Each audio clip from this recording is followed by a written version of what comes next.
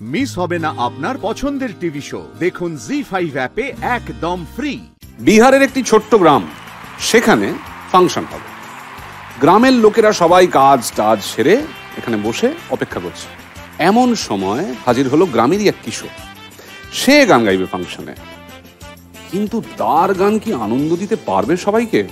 ছোট থেকে মোহাম্মদ রফির গান শুনে আসা কিশোরটি এত কিছু না ভেবে স্টেজে উঠে পড়ল। গান শেষে তার গানে সবাই খুশি হলো। বয়স্করা বলল যে তুমি দারুণ গান গেয়েছো, আহা কি সুন্দর গলা। সেই গলার জন্যেই বিহারের গ্রামে সেই কিশোর পুরস্কার পেলেন। কি পুরস্কার? 25 পয়সা। গান গেয়ে জীবনের প্রথম উপার্জন। মিস্টার উদিত নারায়ণের গল্প এটি।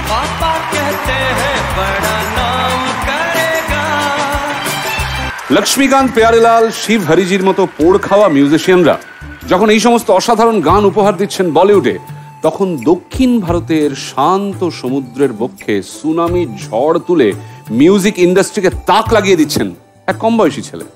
তার প্রথম ছবিতেই সে বুঝিয়ে দিচ্ছে সে এসেছে হৃদয় জিততে। কার কথা বলছি? One and only AR Rahman.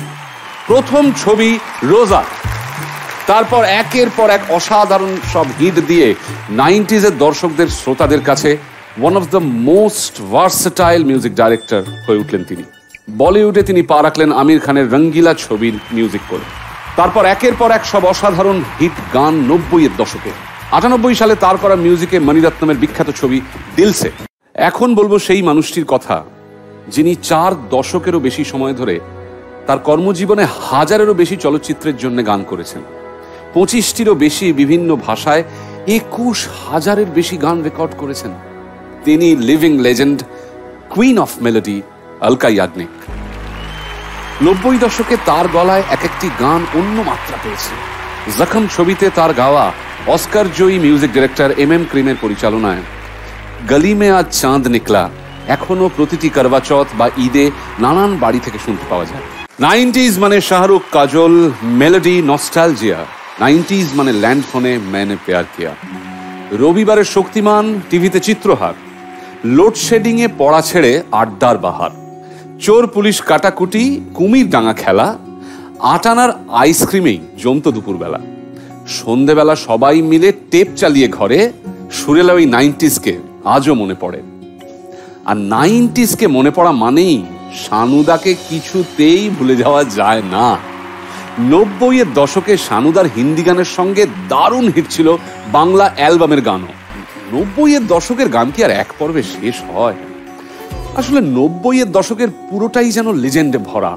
সেই গান, সেই কম্পোজিশন, সেই সব সিনেমা যখনই দেখি আমরা নস্টালজিক হয়ে পড়ি। কেন হব নাই বা বলুন? আর সেই কারণেই সেইগুলি কালজয়ী হয়ে আছে, আমাদের মনে একেবারে স্থায়ী বাসা বেঁধে আছে। পরিশেষে বলতেই পারি, এ যুগের জুড়িমেলা ভার সমবেতভাবে হোক শাউট। 90 বুকে গেঁথে আছে, তাই 90 নট আউট। জি5 ডাউনলোড করুন আর সব এপিসোড দেখুন একদম ফ্রি।